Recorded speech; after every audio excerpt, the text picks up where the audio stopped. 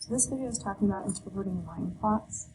So on this plot, Sarah's collected some coins, and so each one of these X's represents one coin that she collected.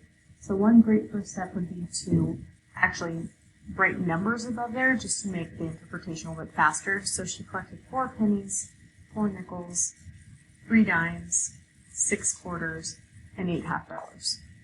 So how many pennies did she collect in total? We already have our answer there, 4 pennies.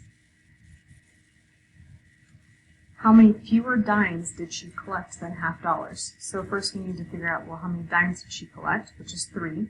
How many half dollars, which is 8. So it would be 8 half dollars minus 3 dimes is going to give us 5 coins.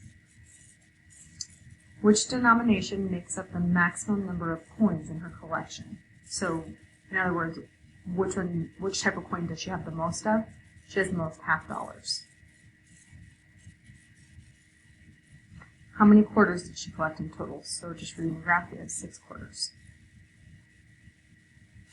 How many more quarters did she collect than nickels? So we have 6 quarters and 4 nickels, so 2 more coins. We have a second graph that we're going to do, a second line plot, I should say, that gets a little bit more complex. The reason this one is more complex is because each X does not represent 1, it represents 4.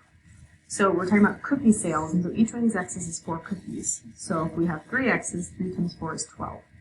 So 12 on Monday, 16 on Tuesday, 20 on Wednesday, 12 on Thursday, 8 on Friday, 16 on Saturday, and 24 on Sunday.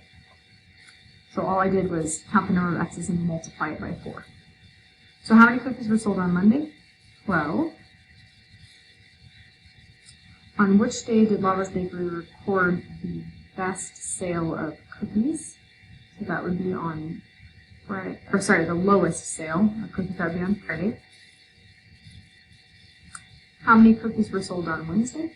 20. On which day did Lava's Bakery record the maximum sales?